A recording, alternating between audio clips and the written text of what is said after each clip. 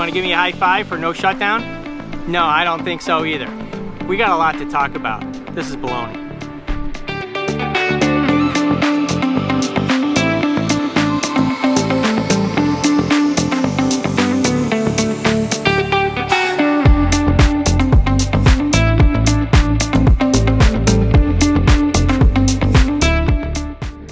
Hey, Congress avoided a shutdown. So let's celebrate. Let's high fives all around. Or should we say Congress punted and avoided having any real budget discussions until sometime next year? So let's all just enjoy the holidays. We all did a great job. Pat yourself on the back. No way. Now we have a CR with zero change from current funding levels. Supposedly that's a good thing. What? Hey Congress, have you been paying attention to inflation? The FAA is about to handle this holiday season the busiest travel days, potentially, but the busiest travel days ever. Hey, talk about the definition of doing more with less.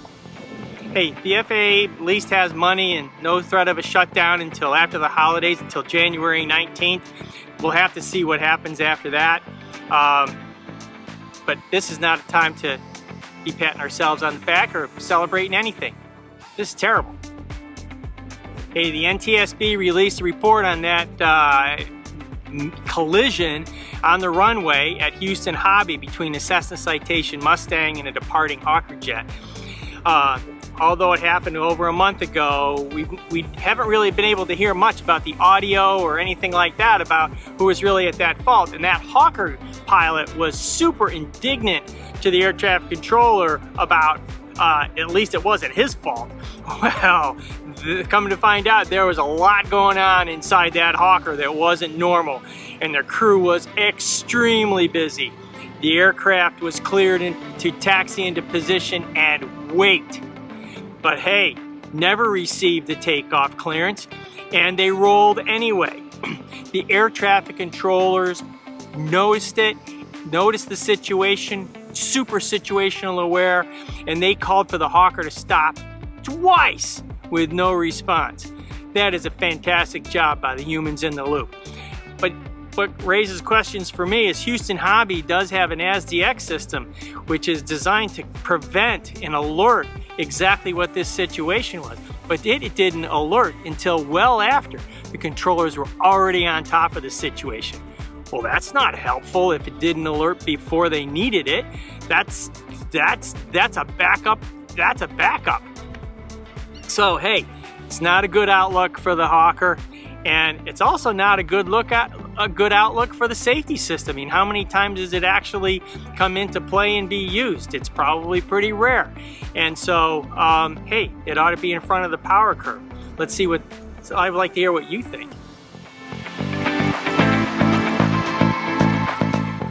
Hey, I'm as excited as anybody about eVTOLs. But hey, a little over 2 years ago, a company named Whisper Aero wants to make sort of these thrust jet engines for electric vehicles. But hey, they're doing a little pivot. So they're thinking more extensive and more uses of their technology. So, you know, the trickle down is, I would have never thought of this, lawn care. Yeah. There's a leaf blower in the eVTOL future. So Whisper unveiled a new thing called Whisper Drive, which is a scaled down electric ducted fan that can be integrated into leaf blowers, commercial drones, other stuff like that. But leaf blowers primarily, they even have a video of it. Their leaf blower can be 40 times quieter than a gas one. Well, no kidding, but it's also quieter than an electric one. So hey, eVTOLs already have an impact on all of us. Awesome. Hey, remember that movie, Field of Dreams? Marshfield Airport is halfway between Boston and Cape Cod, and it's one of the first airports to install a charging station for aircraft and ground vehicles. Beta Technology is one of the companies to enter the air mobility market with eVTOLs, teamed up with a local FBL for the installation. It seems kind of crazy to me. So it's great that the eVTOL market's moving forward, but this isn't like Field of Dreams where eVTOLs are going to come out of the cornfield to play a game here. it's got to make business sense, and it's got to have a route structure. And maybe Boston's one of those places, but kind of hasn't been in any publicity about maybe that's a first place. There's a couple of years away before anything shows up. So the only conclusion I can think of is that the airport manager bought a Tesla and needs a charging station. What do you think? Basically, aviation is all about speed. Go faster. The new business jets go faster. We're talking about supersonic aircraft re-entering for commercial operations. But there's somebody, LTA Research specifically, that after 10 years is going the complete opposite direction.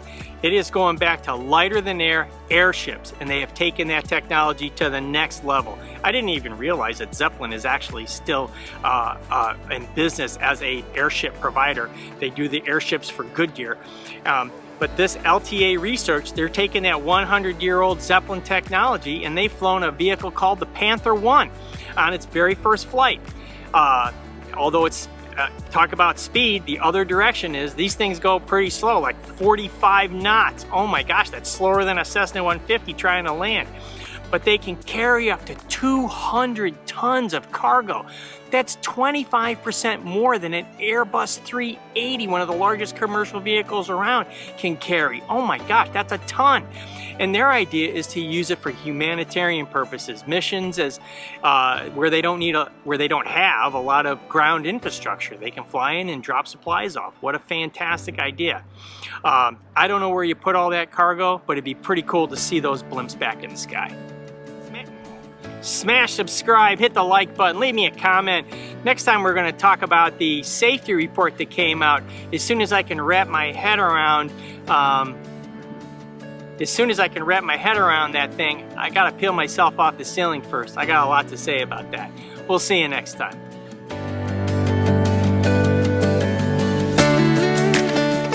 High fives all around.